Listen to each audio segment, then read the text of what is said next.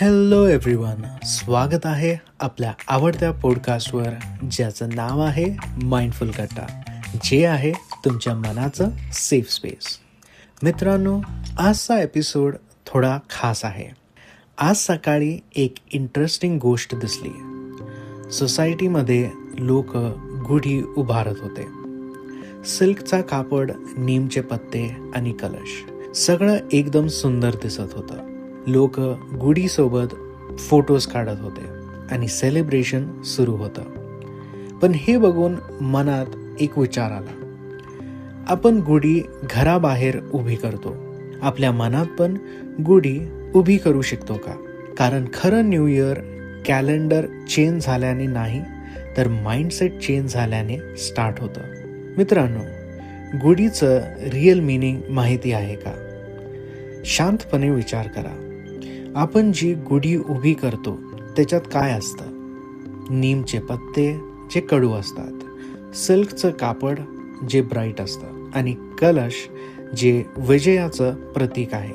आपल्या लाईफमध्ये पण असाच काहीसा कॉम्बिनेशन असतो. कडवे मोमेंट्स असतात, हॅपी मोमेंट्स असतात आणि काही असे मोमेंट्स असतात जे आपल्याला स्ट्रॉंग बनवतात.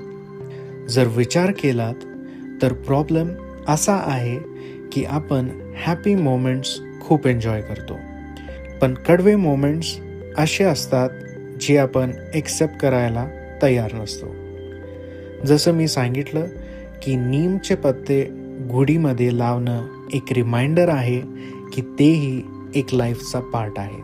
विचार करा, तुम्हाला लास्ट इयर काही टफ मोमेंट्स आले का? स्ट्रेस, फेलियर किंवा डिसअपॉइंटमेंट असे क्षण सगळ्यांना नक्कीच आले असतील. पण एक प्रश्न असा आहे की त्या टफ सिच्युएशन्समुळे तुम्ही स्ट्रॉंग झालात का? जर आन्सर हो असेल तर समजा तुम्ही ऑलरेडी तुमची गुढी उभारली आहे. मित्रांनो, रोज सकाळी अलार्म वाजतो. माइंड म्हणतं आज लेट उठतो, मी टायर्ड आहे. पण कसं तर तुम्ही बेडच्या बाहेर येता, रेडी होता आणि वॉकला जाता, एक्सरसाइज करता. त्याच मोमेंटमध्ये तुम्हाला एक स्ट्रॉंग विक्ट्री मिळते.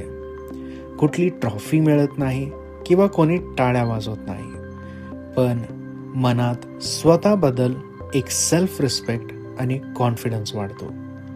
हे छोटे विक्ट्रीज मिळून लाईफमध्ये मोठी गुढी तयार होते. मित्रांनो, गुढीपाडव्याचा मेसेज खूप सिंपल आहे. आपल्याला लाईफ रिस्टार्ट करायची असेल तर नवीन वर्षाची गरज नसते, तर एका डिसिजन आणि स्टेप घेण्याची गरज असते.